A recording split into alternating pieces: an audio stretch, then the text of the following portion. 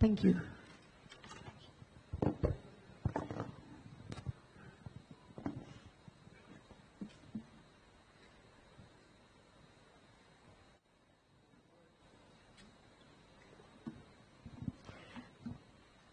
Good morning, everyone.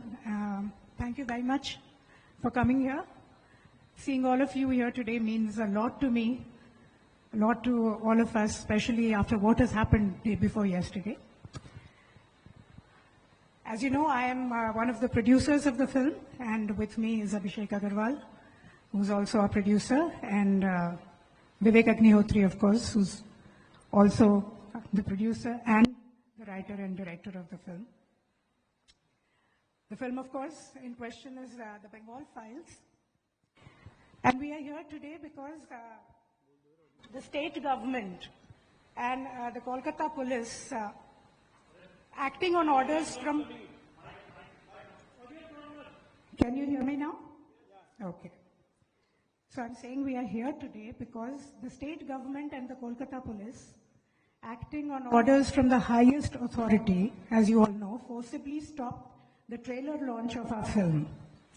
And since then, we've been inundated with calls from the media, but rather than responding individually and making it a piecemeal. Ma'am, audio issue. Audio break हो रहा है. Can you, I think it's very loud. Am I loud or not? Ma'am, break हो रहा है. Echo thoda sa. See now, is this better? Is this better? No, ma'am. No, not yet.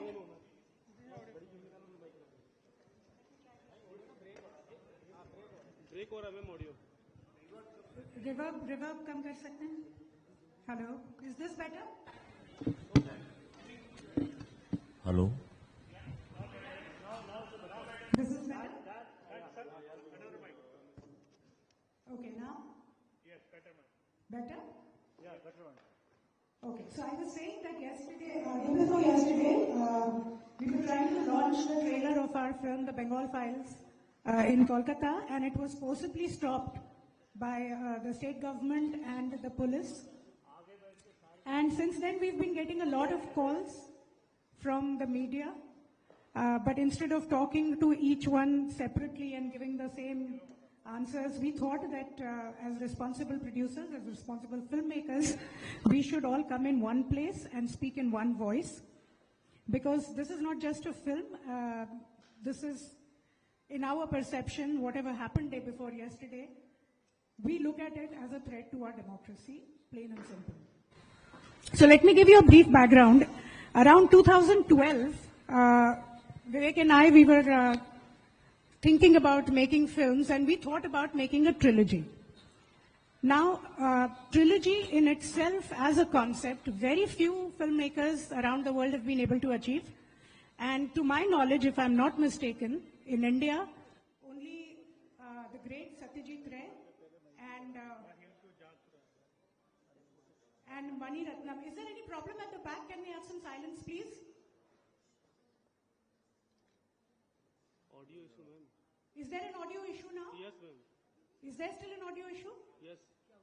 Can we please? भाई ऊपर नीचे जा रहा है ये.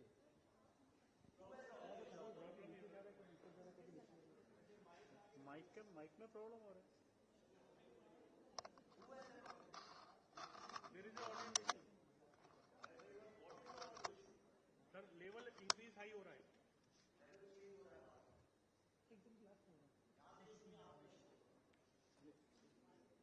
यहाँ से इशू नहीं है कह रहे हैं ये लोग, टेक्निकल लोग. Sir, can we please अपने phone बंद कर सकते हैं? Please maintain order. We are talking about very serious thing and it's a professional thing. So please, let's give due respect to that. अभी है? क्लैरिटी है? ओके. तो मैं बात कर रही थी ट्रिलॉजी की. तो एक ट्रिलॉजी एक ऐसी चीज है फिल्म मेकिंग में जो बहुत कम फिल्म मेकर्स ने अचीव की है द वर्ल्ड ओवर. और जहां तक मुझे पता है, सत्यजीत रे साहब ने एक trilogy very successfully he is made a trilogy And then Mani Ratnam has made a trilogy. And of course, the great Shyam Benegal made a quartet. So हमने सोचा कि हम एक ट्रिलॉजी बनाएंगे ऑन आवर डेमोक्रेसी. और हमने जो हमारे 3 मुआ शेर हैं, our national emblem, we thought that we'll try and see what do they represent. जो पहला शेर है वो हमने सोचा is the right to truth, क्योंकि किसी भी डेमोक्रेसी की जो 3 मेन पिलर्स होते हैं उसमें सत्य के ऊपर आपका सबसे ज्यादा अधिकार होता है. और उसमें हमने जब ताशकंद फाइल्स बनाई उसमें हमने मुद्दा उठाया था हमारे दूसरे प्रधानमंत्री लाल बहादुर शास्त्री जी की बहुत संदेहास्पद मृत्यु जो हुई थी ताशकंद में, उसके बारे में. अभी 60 साल होने को आए हैं, आज तक अगर उनकी मौत का सत्य हमें पता नहीं है, then what should a common man expect to be his right of truth in our democracy? दूसरी film right to justice, because without truth there can be no justice. वहां पे हमने कश्मीरी पंडितों की बात की कि जो एक पूरा कश्मीरी पंडित समूह पूरा इतने लाखों में जो लोग उस वादी को छोड़ के आए वापस, 35 साल हो गए आज तक वो वापस नहीं जा पाए हैं, उनको न्याय नहीं मिला है अभी तक. Then what does a common citizen expect? What would be a common citizen's right to justice? Can you open this, Vivek, please? And हमारी जो तीसरी फिल्म है द बंगाल फाइल्स, इसमें सबसे पर्टिनेंट मुद्दा हमने उठाया and that is right to life. जो पार्टीशन हुई थी भारत की, उसमें there was an unprecedented amount of violence. And millions of people lost their lives, and an equal number of people, or maybe more, were displaced.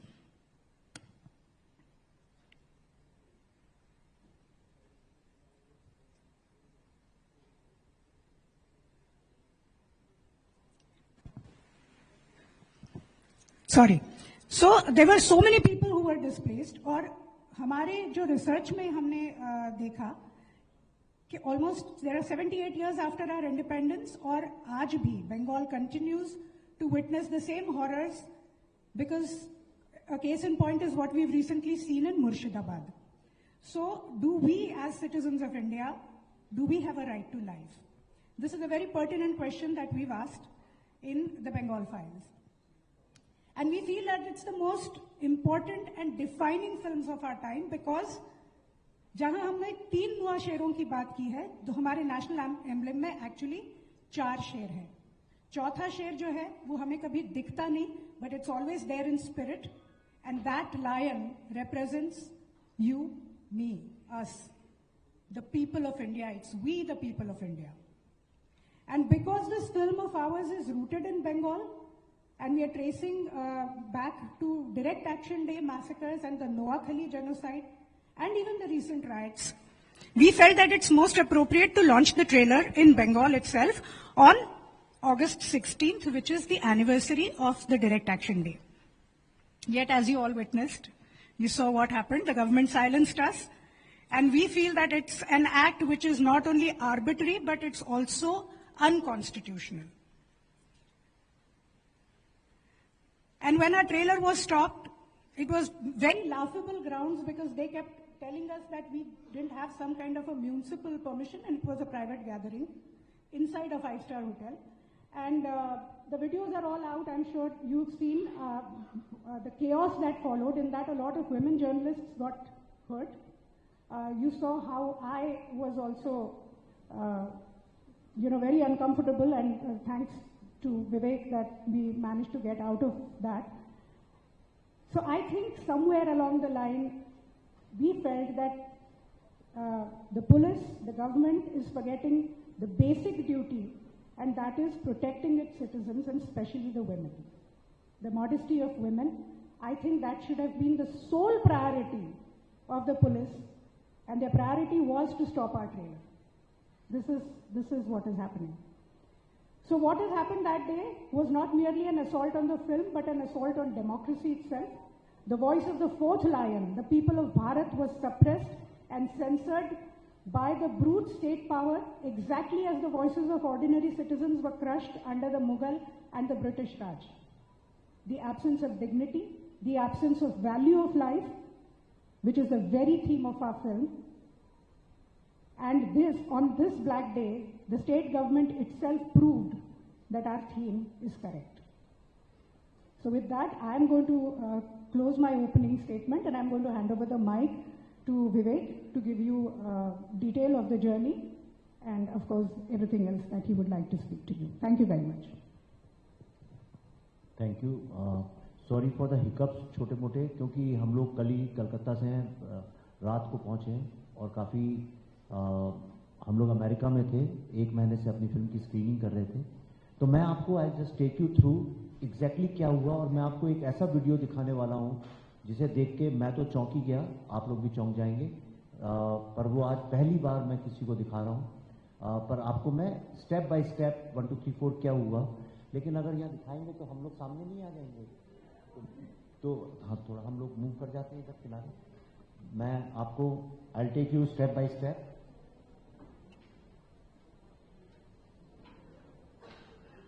हाँ जहाँ भी कर लिया, मैं यहाँ खड़े होकर बोल सकता हूँ. I can stand here and talk.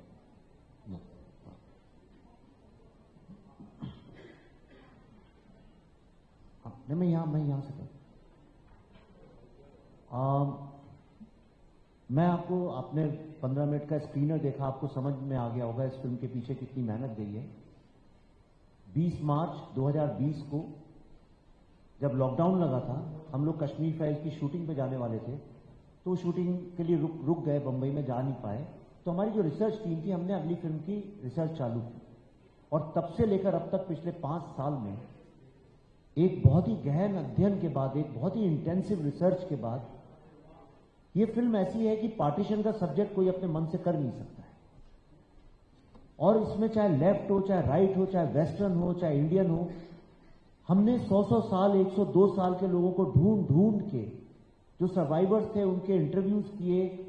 हमारा रिसर्च जो है वही 18,000 पेजों की समरी है. Only summary is 18,000 pages. तो सोच लीजिए कितना इंटेंसिव रिसर्च होगा. मैं लेके भी आया हूं एक बुक जो उसके बाद किए, जो मैं आपको दिखाता हूं. जो इतना बड़ा रिसर्च मुझे नहीं लगता है भारत के फिल्मी इतिहास में किसी भी लैंग्वेज में किसी भी डायरेक्टर प्रोड्यूसर ने कभी किया होगा.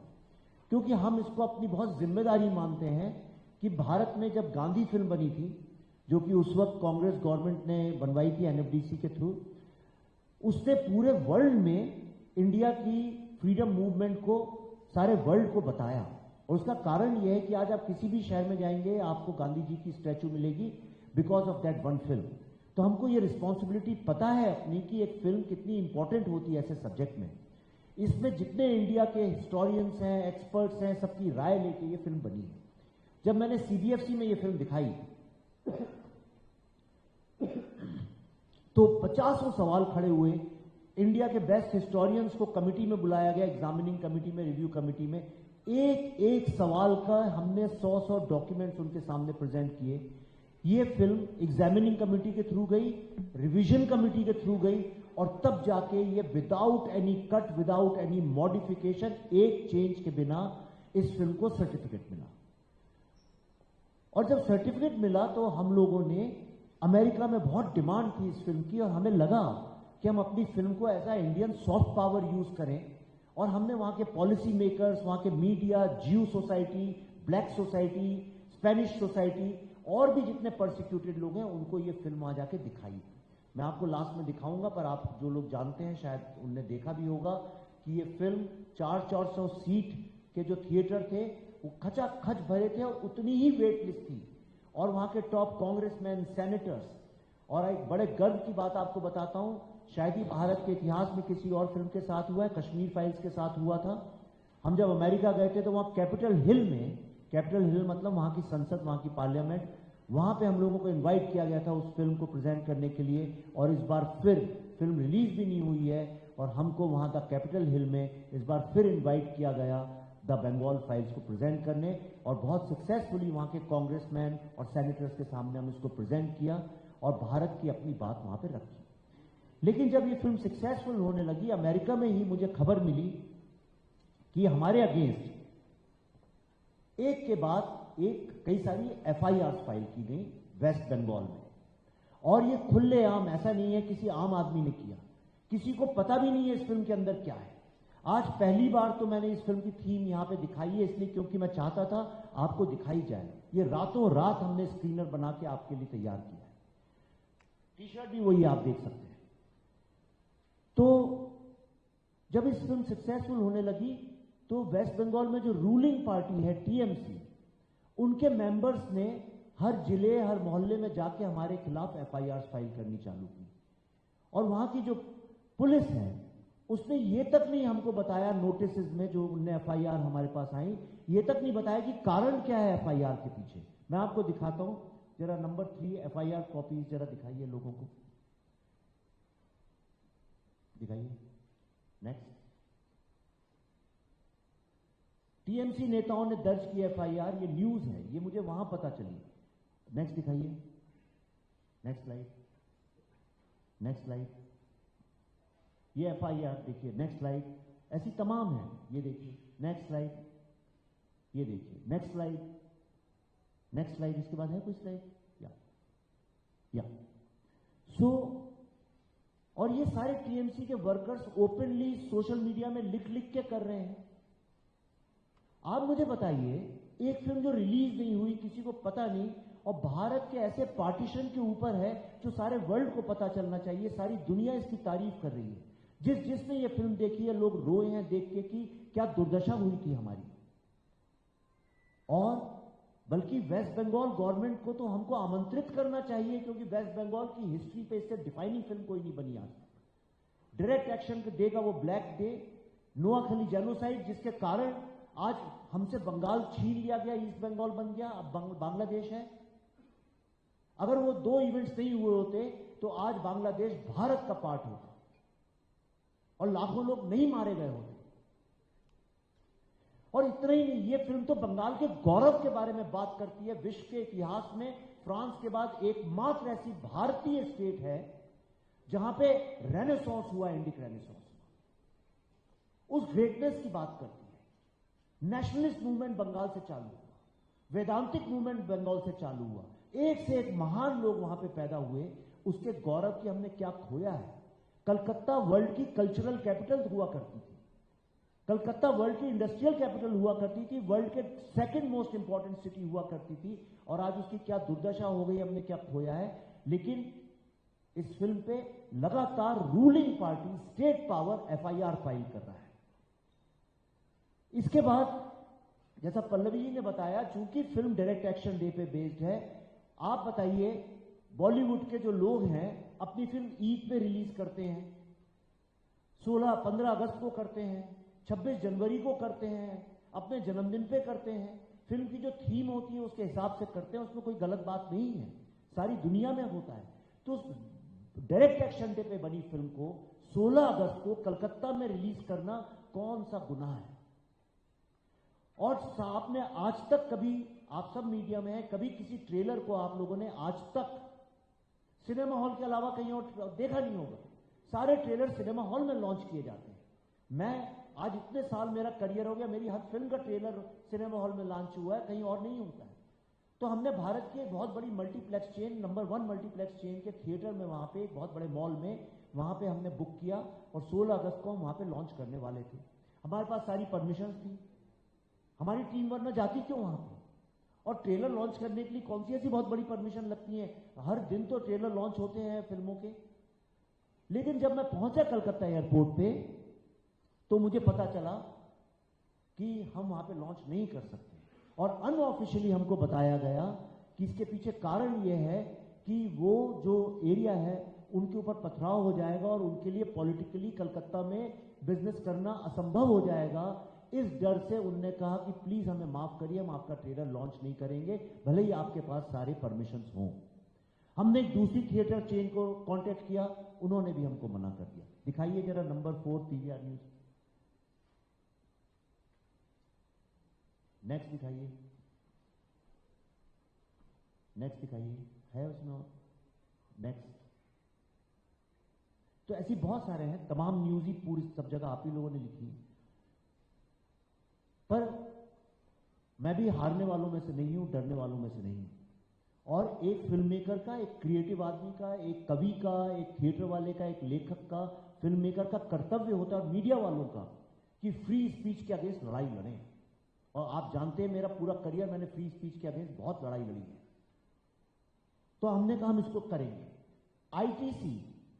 आईटीसी सोनार, आईटीसी रॉयल, जो कि कलकत्ता का हेरिटेज होटल है और भारत की नंबर 1 चेन है, उनसे अधिक प्रोफेशनल ताज ग्रुप और आईटीसी इंडिया के सबसे ज्यादा प्रोफेशनल होटल चेन्स हैं। और कलकत्ता वाले लोग उसको अपनी इज्जत मानते हैं। वो कहते हैं ये हमारा प्रेस्टीज, हमारा ऑनर है आईटीसी। उसके इसी तरह के बैंकेट हॉल में हमने उनसे सारी परमिशंस लेके उसके बाद उसका आयोजन किया, जैसे अभी हो रहा है। अब मैं आपसे एक सवाल ये पूछना चाहता हूं, क्या ये संभव है? आप अपने कॉमन सेंस से सोचिए, ये फंक्शन जो चल रहा है ये रातों रात हमने किया है, क्या ये संभव है बिना किसी परमिशन के? इसी तरह का हमने एक प्राइवेट किया जहां पे मीडिया वाले आए, 150 से 200 मीडिया वाले। वहां कलकत्ता का कोई ऐसा मीडिया चैनल नहीं है जो वहां पे नहीं आया।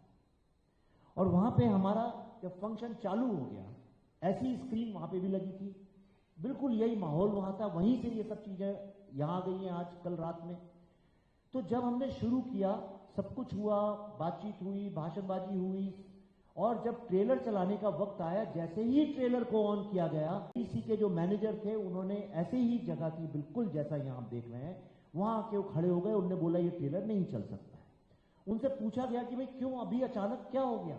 अच्छा, उन्हीं की प्रेजेंस में, उन्हीं के सुपरविजन में, मेरी आंखों तक, मैं अपनी आंखों देखी बात बता रहा हूं, रात भर ये लगता है, आप सब जानते हैं, ट्रायल्स होते हैं, टेस्ट होते हैं, 25 बार चलता है। जब मैं वहां पे गया तो मैंने कहा जरा साउंड आउट मुझे चेक करा दो, और जब मैं साउंड चेक कर रहा था, वही मैनेजर साहब मेरे साथ खड़े हुए थे, कहते सर चाय पी लीजिए, कुछ कर लीजिए, समथिंग लाइक दैट, वही खातिरदारी में लगे हुए थे।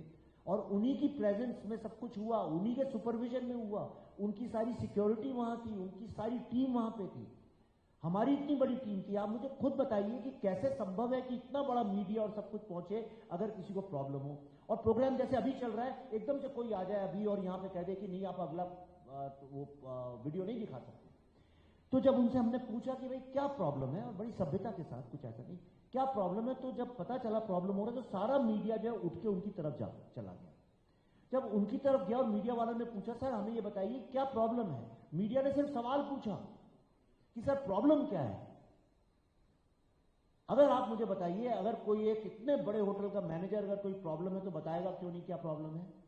आप अगर पूछे क्या, अभी आके कोई रोक दे और अगर आप पूछे क्या प्रॉब्लम है तो आदमी बताएगा नहीं, बोलेगा साहब ये लोग जो हैं इनके अगेंस्ट FIR है, हम नहीं दिखा सकते, हमें गवर्नमेंट को ऑर्डर है, हम नहीं दिखा सकते, इनने जो है इलीगली हमारे प्रेमिस में घुस गए और जबरदस्ती ये टीवी लगा दिया और दिखाना चाह रहे हैं, इन्हें रोकना चाहते हैं, कुछ तो बोलेगा। पर आप जानना चाहते हैं क्या हुआ? मैं दिखाता हूं आपको, दिखाइए नंबर 5 आईटीसी मैनेजर।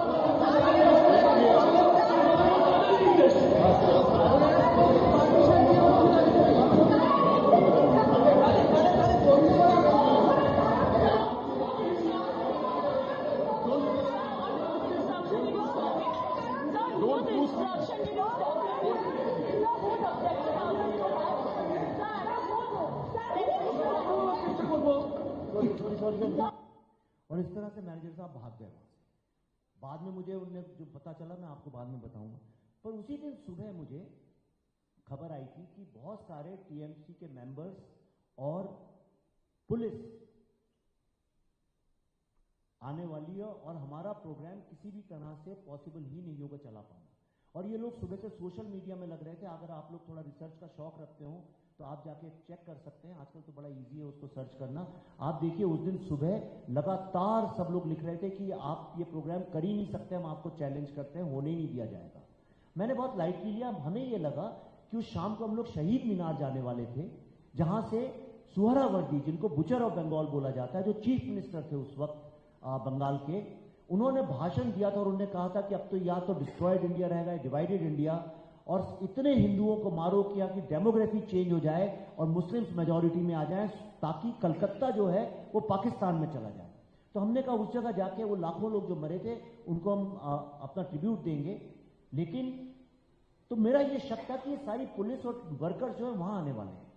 मैं कभी सोच ही नहीं सकता था आप सपने में कि एक 5 स्टार होटल में, वो भी इंडिया के सबसे बड़े 5 स्टार होटल में, इतनी भीड़ होगी। जब मैंने बाहर देखा जाके तो पुलिस ही पुलिस भरी हुई थी। लेकिन पुलिस अंदर नहीं आ रही थी, क्योंकि पुलिस अपना चेहरा नहीं दिखाना चाहती थी, वो चाहती थी होटल कैंसिल करें। लेकिन उसके बाद मैंने कहा कि ये हमारा राइट है and we will show the trailer. जब मैनेजर चले गए, मैंने कहा ट्रेलर चालू करिए।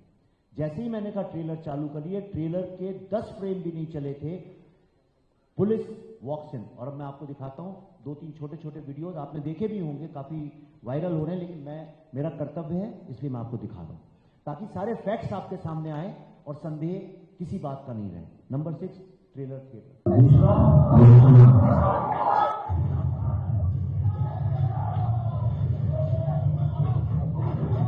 ये पुलिस वाले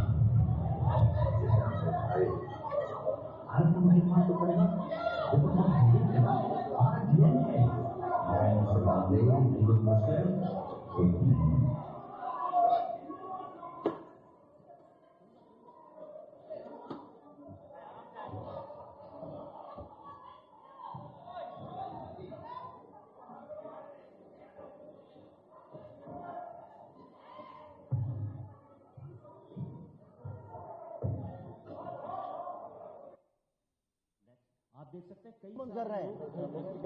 If we did not have, according to you, we are doing something illegal, why didn't you stop in the morning? Why is it now? Clearly asked. Nobody asked. Nobody asked, sir. Nobody asked. You show minister.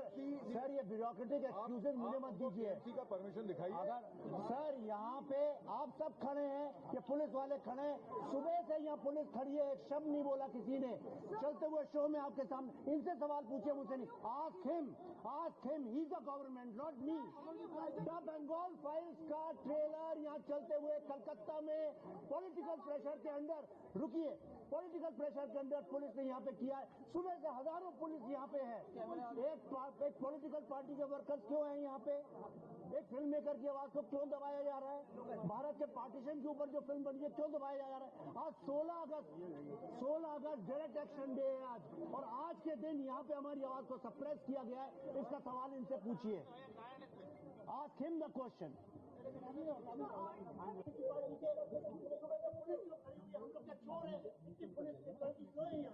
आपको बंद करना था, आपकी show के पहले क्यों नहीं बंद किया? आप चलते हुए शो में क्यों बंद कर रहे हैं? आपने देखा, आपके सामने का कैमरे में बोला। They have no excuse, no excuse. They have no excuse. कह रहे नहीं, आप नहीं दिखा सकते। That's all they are saying. Sir आराम से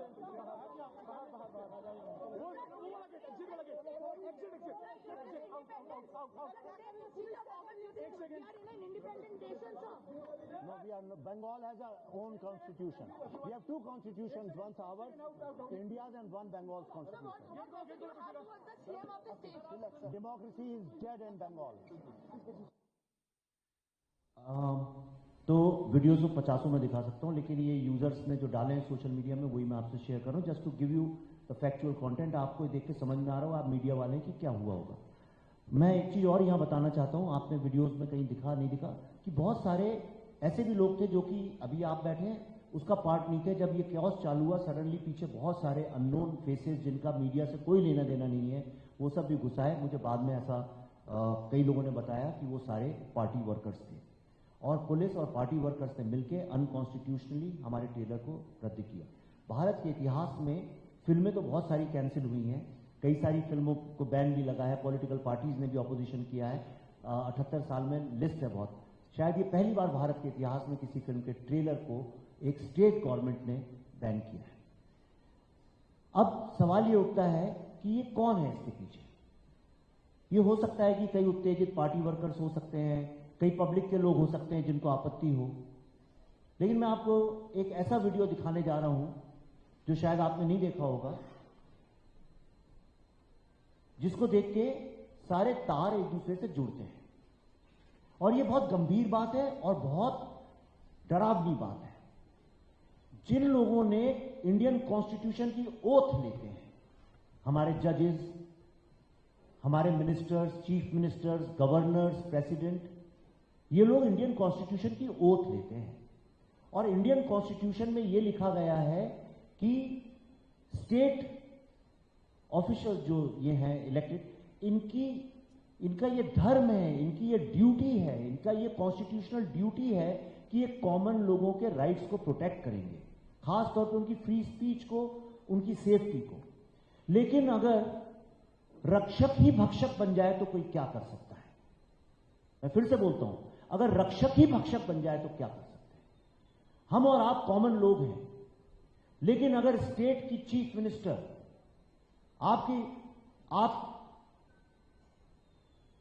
पे अटैक करने लगे तो आप क्या कर सकते हैं? आप कुछ नहीं कर सकते। चूंकि हम पे एफआईआर हुई थी और मैं अमेरिका में था और हमने हाई कोर्ट में अपील की थी, तो हमें स्टे मिल गया था। स्टे 18 तारीख तक का मिला था, इसलिए शायद उन एफआईआर के तहत कल हम लोग को अरेस्ट नहीं कर पाए। अगर वो नहीं होता तो शायद हम लोग आज जेल के अंदर होते। अब मैं आपको वो वीडियो दिखा रहा हूं और मैं आपसे रिक्वेस्ट करता हूं, अगर आप लोग मीडिया वाले हैं और फ्री स्पीच में बिलीव करते हैं तो इस वीडियो को इतना चलाइए कि पूरे हिंदुस्तान को पता चले कि बंगाल में आज किस तरह डेमोक्रेसी की हत्या की जा रही है। चलाइए जरा number 7। Since few days ago, since now, the party nominated some stars nominated by BJP, funded by BJP. They came to Bengal also, and along with some distorted stories, the concocted stories, they are preparing a film, Bengal Files. If they can prepare the Kashmir Files to condemn the Kashmiri people, what is the fault of the people? We respect each and everybody. That is our constitution. एक बार और देखना चाहिए। मैं आपको एक बात और बता दूं, आपको लग रहा होगा ये वीडियो कल या परसों का है, ऐसा लग रहा है? आपका क्या गैस है, ये वीडियो कब का है? जी नहीं, हमारी टीम आज से 1.5-2 साल पहले रिसर्च करने वहां पे गई थी और तब उन लोगों को लोकल पुलिस ने इसी तरह पकड़ के होटल अरेस्ट कर दिया था, हाउस अरेस्ट नहीं, होटल अरेस्ट, और 2 दिन वहां रखा था और उसके बाद उनको उसी फ्लाइट से वापस भेज दिया था। उसके बाद का ये वीडियो है। ये 1.5-2 साल पहले से वेस्ट बंगाल की चीफ मिनिस्टर साहब ने डिसाइड कर लिया था कि हमें अंदर नहीं जाने देंगे। उन्होंने नाम लेके तब बोला था द बंगाल फाइल्स की टीम यहाँ आई है। आप सुन सकते हैं, मैं फिर से चलाता हूँ। द बंगाल फाइल्स की टीम यहाँ पे आई है। टीम मतलब रिसर्च करने गए थे हमारे लोग, टीम यहाँ आई है। और दूसरा उनने एक बहुत जो आपत्तिजनक स्टेटमेंट दिया है, जो कि एक जिसने भारत के कॉन्स्टिट्यूशन की ओथ ली है उसके बाद बोलना अपने आप में एक बहुत बड़ा गुनाह है, ये क्राइम है। उन्होंने बोला है कि कश्मीर फाइल्स जो है वो कश्मीर के लोगों को अपमानित करती है, ऐसा उन्होंने बोला। सुन लीजिए, अपमानित करती है। 5 लाख लोग जिनको काट मार के भगा दिया गया वहां से, कश्मीर से, उन लोगों को अपमानित करती है। अगर कश्मीरी पंडित आज ये आपके मार्फत सुन लेंगे तो आप सोचिए उनके दिल पे क्या गुजरेगी। ये कैसे कोई बोल सकता है? एक बार फिर से चलाइए इसको। Since few days ago, since now, the party nominated some stars nominated by BJP, funded by BJP. They came to Bengal also, and along with some distorted stories, the concocted stories, they are preparing a film, Bengal Files. If they can prepare the Kashmir Files to condemn the Kashmiri people, what is the fault of the people? We respect each and everybody. That is our constitution. आपने सुना? अब सवाल ये उठता है, हमने 2-3 बातें बोली। उन्होंने बोला कि फंडेड बाय बीजेपी। इसका मैं जवाब नहीं दूंगा क्योंकि दिस इज हिलेरियस। उसके बाद उन्होंने बोला डिस्टॉर्टेड फैक्ट्स। मैं ये जानना चाहता हूं कि क्या भारत का पार्टीशन नहीं हुआ था? ये डिस्टॉर्टेड फैक्ट है। क्या जेनोसाइड नहीं हुआ डायरेक्ट एक्शन डे में? ये डिस्टॉर्टेड फैक्ट है। क्या नोआखली जेनोसाइड नहीं हुआ? जहां गांधी जी 6 महीने रहे थे, जब भारत आजाद हुआ, गांधी जी दिल्ली में नहीं थे, नोआखली में थे, क्योंकि वहां पे हिंदुओं का जेनोसाइड हो रहा था। न्यूयॉर्क टाइम्स में गांधी जी का स्टेटमेंट है, Hindus please run away from Noakhali और be prepare to die. Hindustan Times तो न्यूयॉर्क टाइम्स की हेडलाइन है, जो हमारी फिल्म जब आप देखेंगे उसमें हमने वो डाला है, ओरिजिनल न्यूज़पेपर। मुर्शिदाबाद में जब ये राइट्स हुई, क्या डिस्टॉर्टेड फैक्ट्स हैं? और अगर डिस्टॉर्टेड फैक्ट्स लगते हैं तो फिल्म रिलीज होने के बाद, देखने के बाद डिसाइड किया जाएगा डिस्टॉर्टेड फैक्ट्स हैं कि 1.5-2 साल पहले ही जब हमारी रिसर्च टीम गई तभी आप डिसाइड कर लेंगे। और तीसरा बहुत आपत्तिजनक बात है उनने जो कश्मीरी हिंदुओं के बारे में जो बोला है, ये बहुत ही दिल को दुखाने वाली बात है। अब मैं आपको बताता हूं, जो मुझे सोर्सेज के थ्रू, आप सब लोग जर्नलिस्ट हैं, आप भी इन्वेस्टिगेट करते हैं, आप सोर्सेज के थ्रू बहुत सारी न्यूज छापते हैं, हम भी इन्वेस्टिगेटिव फिल्म मेकर्स हैं, हमारे भी बहुत सारे सोर्सेज हैं, हमें बहुत ही reliable, more than reliable sources, in fact from the horse's mouth मुझे ये पता चला है कि आपत्ति क्या थी उस ट्रेलर में। तो मैं आपको बताता हूं, सबसे पहली आपत्ति, जो सबसे बड़ा प्रॉब्लम जो था, जिसके कारण ये हम पे अटैक किया गया, दिखाइए नंबर 8, ये ट्रेलर में जो ये लाइन है, ये हमारा ट्रेलर दिखाने के पहले, चूंकि जब ट्रायल चल रहे थे उसे देखा गया था, तो ये बोला गया था कि इसको हटवाओ इसमें से। सवाल ये उठता है, सारी दुनिया में क्रिश्चियन हिस्ट्री पे फिल्म बनती है, इस्लामिक हिस्ट्री पे फिल्म बनती है, बुद्धिस्ट हिस्ट्री पे फिल्म बनती है, जीव हिस्ट्री पे फिल्म बनती है, और उन लोगों को काफी रिस्पेक्ट की जाती है। भारत में हिंदू हिस्ट्री पे पूरे वर्ल्ड में एक ही कंट्री है जहां पे हिंदू रहते हैं, हिंदू सिविलाइजेशन है। एक और बड़ा तथ्य मैं आपको बताना चाहता हूं, पूरे वर्ल्ड की हिस्ट्री में एकमात्र एक ऐसा राष्ट्र है, सारी दुनिया ये समझती है कम्युनिस्ट थिंकिंग में कि मेजॉरिटी जो है वो ऑप्रेसर होती है, माइनॉरिटी ऑप्रेस्ड होती है। किसी भी हालत में आप जाएंगे वेस्टर्न वर्ल्ड में ये माना जाता है कि जो लोग मेजॉरिटी में हैं वही ऑप्रेसर हैं, वही लोग गुनाह करते हैं, और माइनॉरिटी हमेशा विक्टिम होती है। लेकिन हिंदुस्तान एकमात्र ऐसा राष्ट्र है जहां पे मेजॉरिटी गुलाम रही और माइनॉरिटी ने उस पर रूल किया, उसको परसिक्यूट किया, उसको गुलाम बनाया। पहले मुगल माइनॉरिटी ने, उसके बाद ब्रिटिश माइनॉरिटी ने। यहां पे लिखा जाता था कलकत्ता में, dogs and Indians not allowed. तो अगर untold story of Hindu genocide दिखाने की एक फिल्म मेकर चेष्टा करता है, तो उसमें किसी को क्या आपत्ति होनी चाहिए और क्यों होनी चाहिए, इसके पॉलिटिकल रीजंस आप सब जानते हैं। दूसरा उनका जो सबसे बड़ा प्रॉब्लम था, वो था ये, दिखाइए। जब इलीगल इमिग्रेंट्स 10% हो जाते हैं तो ये वोट बैंक बन जाते हैं। 20% हो जाने पर ये अपने राइट्स की डिमांड करते हैं, और 30% होते ही नए कंट्री की डिमांड करते हैं।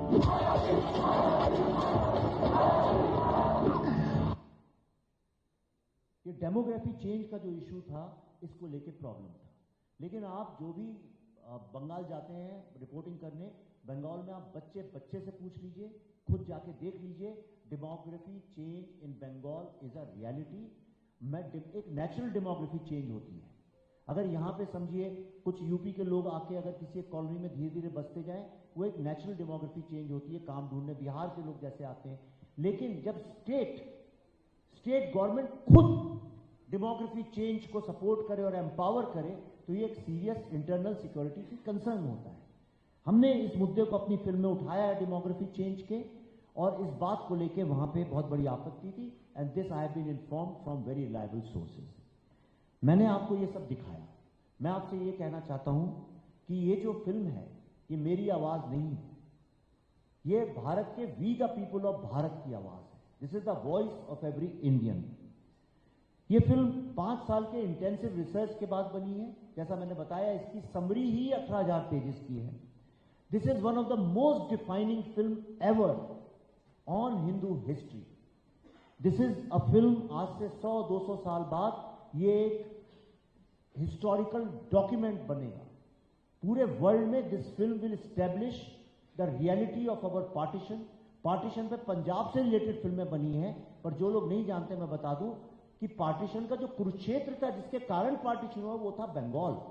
बंगाल एकमात्र ऐसी स्टेट है जो 2 बार डिवाइड हुई, 1905 में हिंदू बंगाल, देन मुस्लिम बंगाल, और उसके बाद 1947 में फिर से हिंदू बंगाल एंड मुस्लिम बंगाल। मैं एक सवाल ये पूछना चाहता हूं, 2 सवाल पूछना चाहता हूं।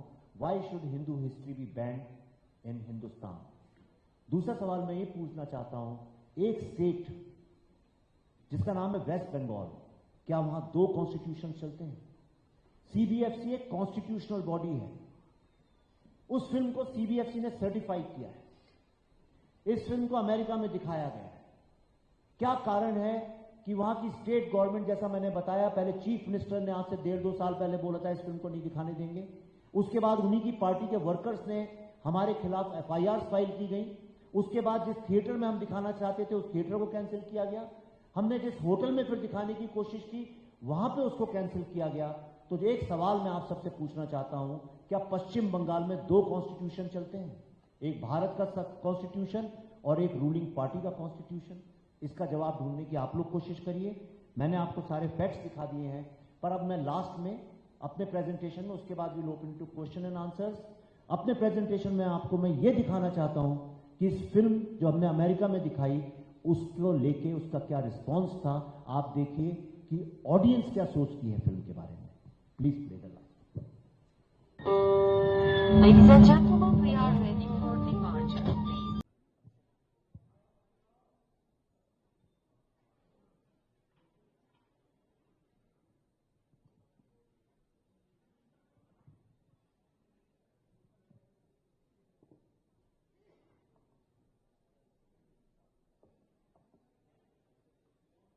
Hello.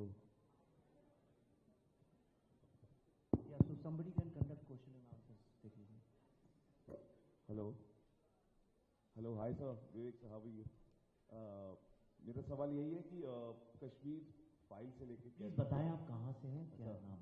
सर सौरभ मेरा नाम है, बाहर 24 चैनल से हूँ। जो आपकी कश्मीर फाइल से लेकर केरला फाइल से लेकर बंगाल फाइल्स, क्या ये सारी फिल्में आपको लगता है कि नैरेटिव वॉर का हिस्सा है या आर्ट फॉर्म में लोगों की सोच को बदला जा रहा है? आर्ट का और पर्पस क्या होता है? आर्ट का पर्पस तो ऐसे अगर सिर्फ एंटरटेनमेंट, तो बंदर का नाच भी देख सकते हैं। आर्ट का पर्पस ही होता है सामाजिक, जो समाज है, जो हमारी राजनीति है, जो हमारा संस्कृति है, उसको रिफ्लेक्ट करे और एक पॉइंट ऑफ व्यू दिखाए जो कि आपको आम तौर पे और कोई दिखा नहीं सकता है। तो यही तो आर्ट का पर्पस है। तो हम जो हिस्ट्री आपको दिखाई नहीं गई, कितने लोग हैं यहाँ जो जानते थे इस बात को? मैं तो जगह जगह पूछता हूँ, मुझे कहीं, मैं कलकत्ता में स्पीच दी थी, वहां जवाब नहीं मिला इस बात का। मैं सबसे पूछता हूँ, बताओ भारत का जो पार्टीशन हुआ उसकी रणभूमि कौन सी थी? लोग कहते हैं पंजाब, क्योंकि उन्होंने गदर फिल्म देखी है। लेकिन डायरेक्ट एक्शन डे के बारे में कितने लोग जानते थे आज के पहले? आज हमारी फिल्म की चर्चा के कारण डायरेक्ट एक्शन डे की इतनी बात होने लगी है। कौन जानता था गोपाल मुखर्जी, गोपाल पाठक के बारे में? हमारी फिल्म के कारण चर्चा में आया, नोआखली चर्चा में आया। तो फिल्म का काम ये होता है छुपे हुए जो सत्य हैं उनको सामने लाए, और यही हम, पल्लवी जी ने बताया था, यही हमने तीनों फिल्मों से ट्रिलॉजी में कोशिश की है।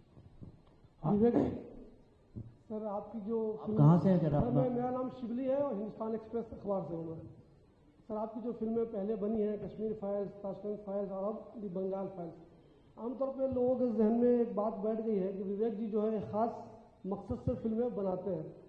तो उनको लगता है कि निगेटिव जहन उनके पहले से ही रहता है, इनका मकसद तय है और कैसी फिल्में ये बनाएंगे।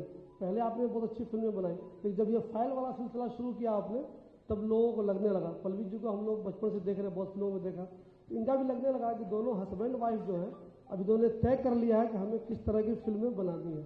और दूसरा सर एक चीज़ ये हमारा सवाल ये कि जब जुल्म होता है किसी पे तो आप फिल्में बनाते हैं, फिल्में बननी भी चाहिए, लोगों को बताना चाहिए कि जुल्म हुआ कुछ लोगों पे हिस्ट्री में।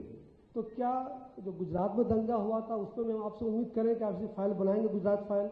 मुजफ्फरनगर में जो दंगे हुए में उनमें आपसे उम्मीद करें, जो मेरठ में हुए या जो भागलपुर में हुए, आपसे उम्मीद करें कि विवेक जी जो है ये भी बनाएंगे, गुजरात फाइल्स भी बनाएंगे, मुजफ्फरनगर फाइल्स भी बनाएंगे। सर प्लीज़ एक सवाल इसमें और है कि जब फिल्में, मैं भूल जाऊंगा इतने सवाल एक साथ, एक एक करके जवाब दे दूं? सर इसी ताल्लुक से सर छोटा सा, सर फिल्में पहले भी जब सर्टिफिकेट मिल चुका है फिल्मों को सेंसर बोर्ड से, तो पहले भी लोगों ने हंगामा किया है, डिस्टर्ब किया है, यहाँ तक कि सिनेमा हॉल में घुस के पर्दे भी फाड़ दिए लोगों ने। पहले देखा, आपने भी देखा होगा। तो अगर बंगाल में ऐसा कुछ हुआ है तो अलग कैसे है? पहली बात तो मैं आपका बहुत धन्यवाद करना चाहता हूं कि आप सारी उम्मीदें मुझसे ही करते हैं। तो मैं एक फिल्म मेकर हूं, भारत का प्रधानमंत्री नहीं हूं, करेक्ट? नहीं, मैं आपके सवालों का जवाब दे रहा हूं, हम लोग बैकवर्ड, तो बड़ी उसके लिए धन्यवाद करता हूं आपका, बहुत बहुत तहे दिल से धन्यवाद करता हूं इस बात का कि आपने मुझे इस काबिल समझा कि पूरी फिल्म इंडस्ट्री में जहां पे कम से कम 200-300 डायरेक्टर्स हैं, आपने सोचा मैं ही एक डायरेक्टर हूं जो इस काबिल हूं कि मैं सारे जितने हिंदुस्तान में जो भी होता है दंगे फसाद, उसके ऊपर फिल्म बना सकता हूं। तो आपके सबसे पहले सवाल का करता हूं, मकसद की आपने बात करी। जी हाँ, ये मेरा मकसद है, मैं खुलेआम बोलता हूं, मैंने कभी अपनी बात छुपाई नहीं, मेरा एक एजेंडा है। मैं as a film maker Bharat के वो छुपे हुए अनटोल्ड स्टोरीज, जिन सत्यों को दबाया गया, आप ताशकंद फाइल्स जब हमने बनाई थी, लोगों को लाल बहादुर शास्त्री जी के बारे में नहीं पता था, हमने उसके दोनों पहलू दिखाए, लेफ्ट और राइट। पल्लवी जी ने तो बल्कि लेफ्टिस्ट हिस्टोरियन का रोल प्ले किया था उसमें, और हमने कंक्लूड नहीं की फिल्म, हमने ये नहीं बोला क्या सही है क्या गलत है। कश्मीर फाइल्स में भी हमने नहीं बोला क्या सही है क्या गलत है, हमने दिखाया। और तीसरा, इस फिल्म में भी हमने वही किया है। लेकिन ये हमारा मकसद एकदम क्लियर है, मैं हिंदू सिविलाइजेशन के ऊपर फिल्म बनाता हूं, इसलिए जो हिंदू हिस्ट्री है उसके ऊपर फिल्म बनाता हूं। मैं अपने को इस काबिल नहीं समझता हूं कि मैं इस्लामिक हिस्ट्री या क्रिश्चियन हिस्ट्री के ऊपर फिल्में बनाऊं। आपका जो सवाल है मैं समझ गया, आप क्या कहना चाह रहे थे।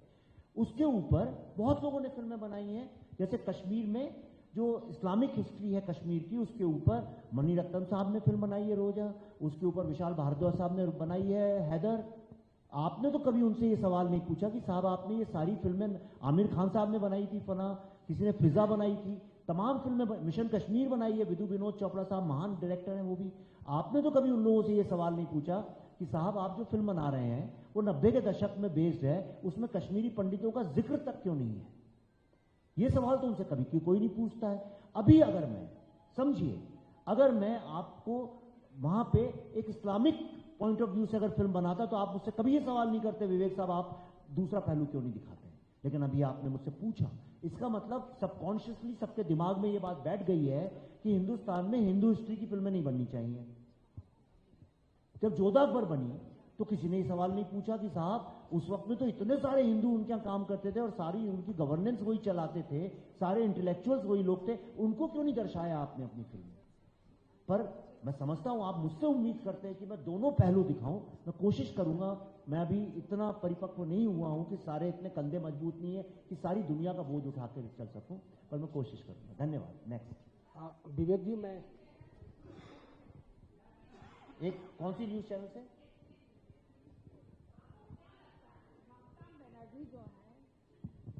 क्यों ऑब्जेक्शन लगा रही हैं आपकी फिल्म पे?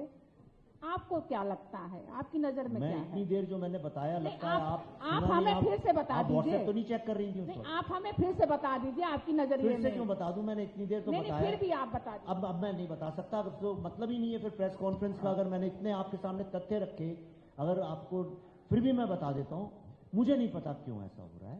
ये आप पॉलिटिक्स, आप भी मीडिया, आ गए, इसके आगे शोध करना, रिसर्च करना आपका काम है। विवेक जी, मैं उमाशंकर सिंह हूं, दैनिक जागरण नई दुनिया में रह चुका हूं, अभी स्वतंत्र पत्रकार हूं। बहुत ही चालाक आदमी हैं आप, जैसा कि उन्होंने सवाल किया और आपने बड़ा ही चालाकी से कुछ और जवाब दे गए, और यही विवाद आपके साथ चलता है कि आप मुझसे स्पेसिफिक सवाल पूछिए, मैं स्पेसिफिक जवाब दूंगा। बिल्कुल बिल्कुल। ऐसा कहा जाता है कि जब से आपने फाइल्स करके फिल्में बनानी शुरू की, तो वर्तमान सरकार के सहयोग में जहां जहां इलेक्शन होता है और इलेक्शन से पहले ही आपकी फिल्में विवाद लेकर ज्यादा से ज्यादा पैसा कमा जाता है और आप अपने चालाकी में सक्सेस हो जाते हैं। ऐसा है क्या? मैं आपसे नहीं, एक सेकंड, आपने सवाल पूछा है तो आप जर्नलिस्ट हैं ना? जी बिल्कुल। तो आपके पास कुछ फैक्ट्स होंगे। तो मुझे बताइए, ताशकंद फाइल्स कब रिलीज हुई थी? मैंने नहीं, आपने तीनों फाइलों की बात करी। मैं आपको कश्मीर फाइल की भी बात कर रहा हूं और बंगाल फाइल की भी बात कर रहा हूं। और आपने कहा आपकी तीनों, सुनिए ना, 2-4 महीने के बाद बंगाल का इलेक्शन है और उसी समय आप बंगाल फाइल लेके आते हैं और अभी आप प्रेस कॉन्फ्रेंस कर रहे हैं और ऐसा लगता है कि आप अपने फिल्मों के रिलीज से ज्यादा सरकार के विरोध में प्रेस कॉन्फ्रेंस कर रहे हैं। ऐसा क्यों लगता है? नहीं, आपने सवाल पूछा, मैं जवाब दूं कि आप फिर मैं बोलूंगा तो आप फिर बोलेंगे क्या? तो अब मैं जवाब दे सकता हूं? ठीक है। तो आपके पास एक्चुअली तथ्य नहीं है। आपने जो बोला, लोग कहते हैं, ये कौन लोग हैं, कौन कहता है? आप किसी, आपसे नहीं, जब सवाल मैं नहीं पूछ रहा, मैं जवाब दे रहा हूं, तो इसे सुनिए। अब आप, कई लोग कहते हैं, लोग कहते हैं, ये सबसे आसान चीज हो गई, लोग कहते हैं। मैंने आपको एक एक चीज पर्दे पे दिखाई है कि कौन लोग हैं जो कहते हैं। जो लोग कहते हैं, आपका काम है एज अ जर्नलिस्ट उसका फैक्ट चेक करना।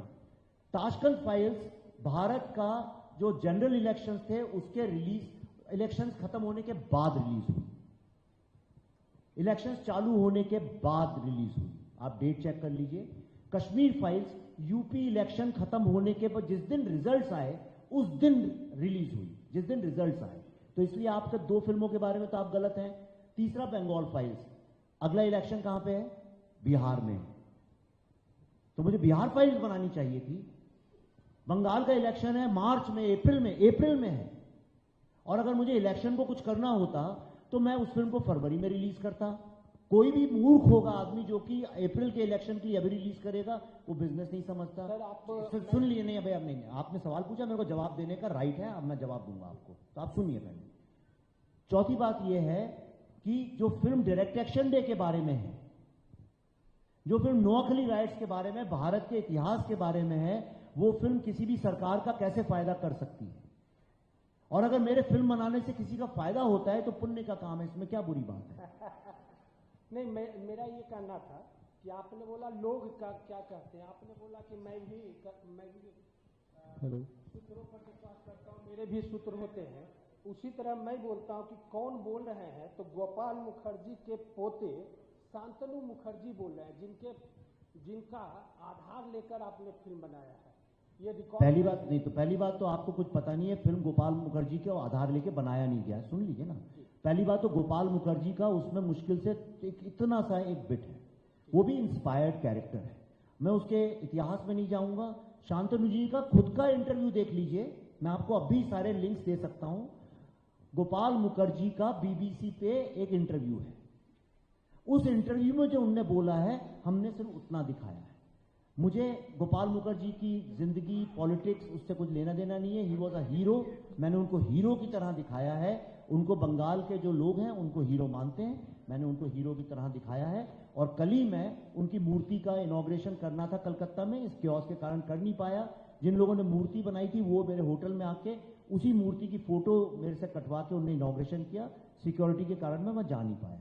गोपाल मुखर्जी की मैं काफी रिस्पेक्ट करता हूं। उनके पोते टीएमसी के साथ काम करते हैं और वहां पे कंपल्शन है। आप जानते हैं बंगाल की पॉलिटिक्स क्या है, उनकी मजबूरी है, वो जो कर रहे हैं उनने लीगली किया, हम उसका लीगल जवाब दे रहे हैं। Next. Hello sir, Rajesh Khanna, मैं टोटल खबरें हूँ सर।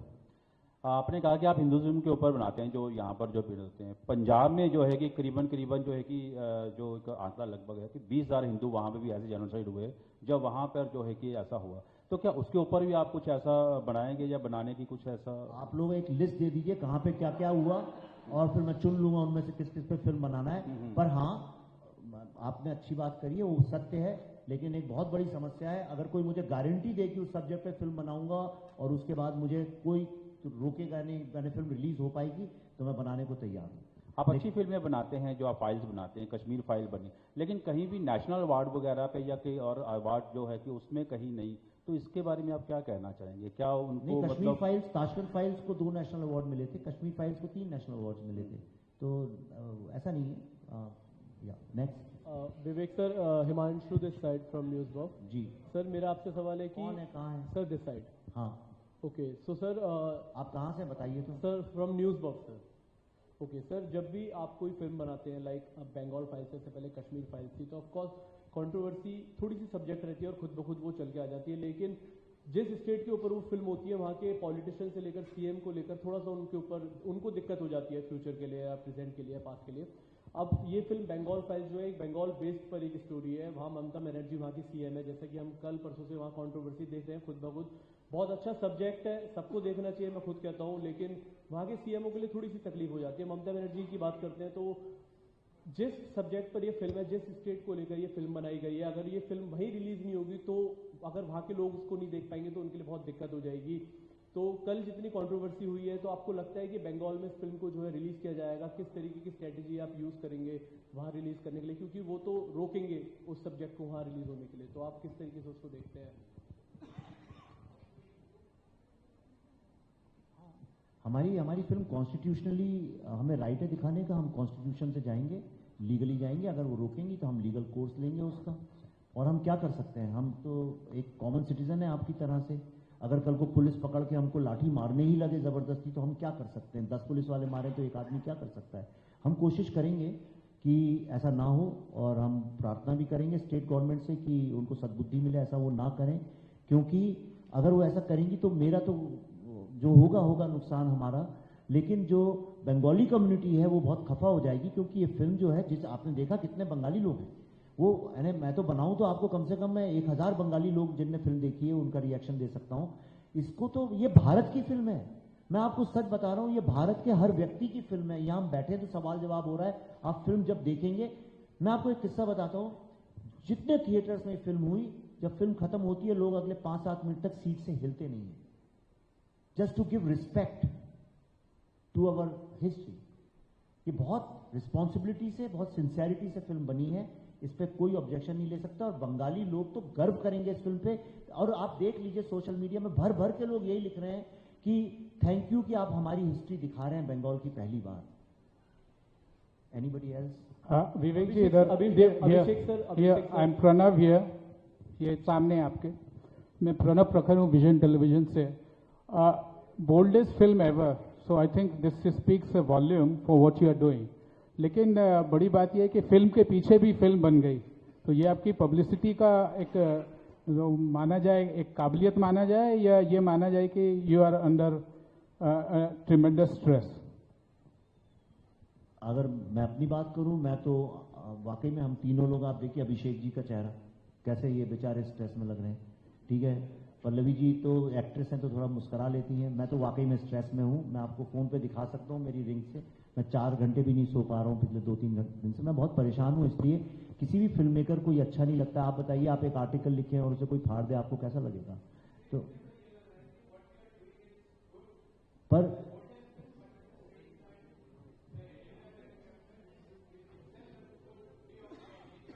नहीं, मैं देखिए, ये तो अगर पब्लिसिटी, ये कोई अच्छी, कोई इस तरह की पब्लिसिटी कोई उम्मीद नहीं करता है, लेकिन अगर कोई फिल्म रोकेगा तो न्यूज़ तो बनेगी, तो उसमें मैं क्या कर सकता हूँ? आप कहाँ से हैं? आप वेयर आर यू फ्रॉम? आप कहाँ से हैं? अपना इंट्रोडक्शन तो दीजिए।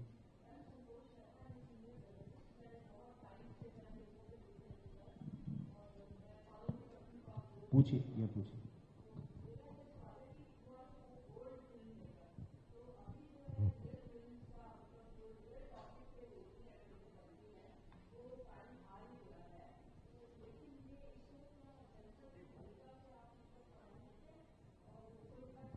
नहीं, मैंने बोला ना, आपने सुना नहीं कि एक भी कट नहीं है फिल्म के अंदर। ये पूरी तरह से पहली ऐसी फिल्म है जिसको बिना एक कट के हुई। लेकिन हाँ, इसके पीछे बहुत टाइम लगा। एग्जामिनिंग कमेटी ने इसको रिव्यू किया, रिवीजन कमेटी ने रिव्यू किया, इस एक्सपर्ट्स को बुलाया गया, एक एक पहलू, एक एक चीज इसकी तौल के इसको ओके किया। और एक पल्लवी जी से सवाल है मेरा, क्योंकि चाइल्ड आर्टिस्ट से लेकर अभी तक की आपकी जर्नी जो है बहुत लंबी हो गई है, और अभी इस फिल्म में आपने काफ़ी अलग सी भूमिका निभाई है, तो आपको किस तरह से मतलब लगा? मतलब बहुत समय, और ख़ास तौर से जब आपके हस्बैंड ही डायरेक्टर है, तो उनके लीडरशिप में आपको किस तरह की अनुभव हुआ? मतलब एक्सपीरियंस अपना बताएं। आपने जिस तरह से कहा कि बहुत लंबी हो गई है जर्नी, तो मतलब बंद कर दें क्या काम करना? I'm just joking. सबसे पहले मैं विवेक के साथ काम करने का अनुभव बता देती हूँ। हम लोग हमारी शादी के पहले से एक साथ काम कर रहे हैं। हमने कई सारी एड फिल्में, तब विवेक एड फिल्में बनाया करते थे, तो कई सारी एड फिल्में साथ में हमने काम किया है। हमने टेलीविज़न पर साथ काम किया है। तो एक वर्किंग रिलेशन जो होता है एक डायरेक्टर और एक्टर के बीच में, वो हमारा बहुत पहले से इस्टेब्लिश्ड रहा है।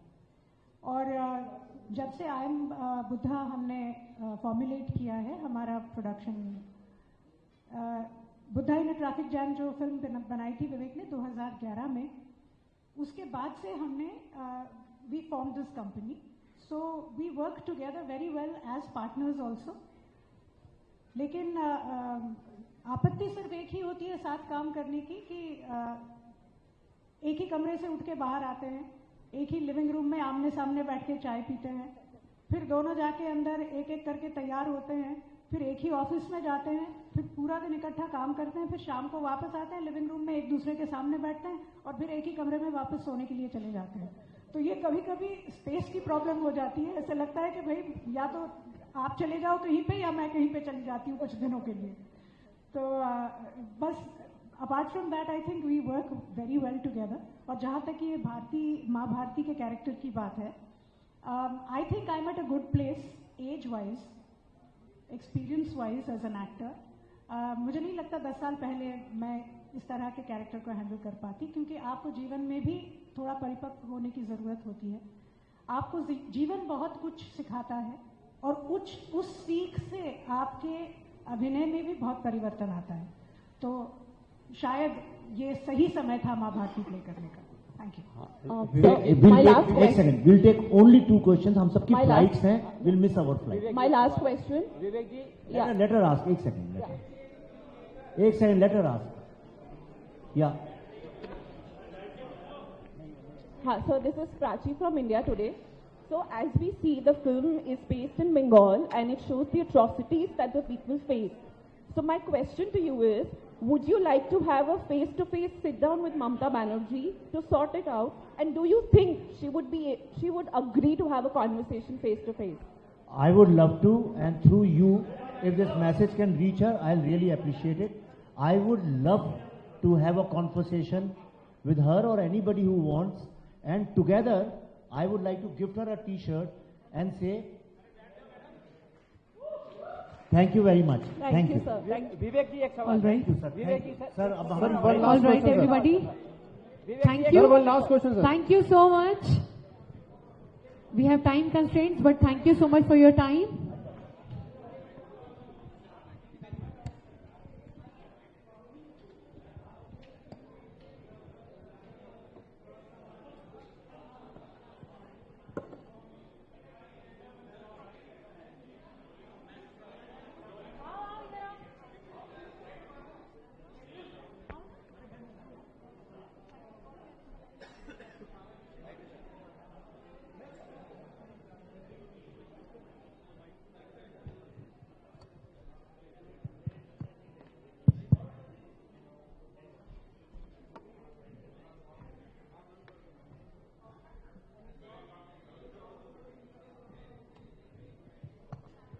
मैं एक सेकंड कुछ सुन सकते हैं आप सर मेरी बात? मैं एक बात कहना चाहती हूँ कि देखिए, जहाँ तक आर्ट का सवाल है, आप जब भी कोई पेंटिंग देखते हैं तो आप किस नज़र से उस पेंटिंग को देखते हैं? क्या आप ये सोचते हैं कि वहाँ जाके आपको खूब हंसी आएगी या खूब एंटरटेन होंगे? जब आप पंडित रविशंकर जी की सितार सुनने जाते थे तो क्या आपको लगता था कि अरे आज तो खूब मजा आएगा? या आप कभी कोई अच्छी शिल्पकला जब देखते हैं तो आप किस नजरिए से देखते हैं? सिनेमा हमारे हिसाब से is the highest form of art, क्योंकि इस एक छतरी के नीचे, एक अम्ब्रेला के नीचे, there are 25 different crafts that come together and give their best. इसलिए सिनेमा को लेके हम लोग बहुत ज्यादा सीरियस हैं, और हिस्ट्री को लेके और हमारी भारत की हिस्ट्री को लेके हम कुछ करना चाहते थे। And as film makers we thought that art is the best medium to project our history, क्योंकि as artist all of us we have a little rebel inside us, we have to be a little anti establishment, क्योंकि जब तक आप नहीं होते तब तक आप समाज को आईना नहीं दिखा सकते। हमारा ये काम है, हम बने इस वजह से हैं क्योंकि हम लोगों को एक आईना दिखा सके।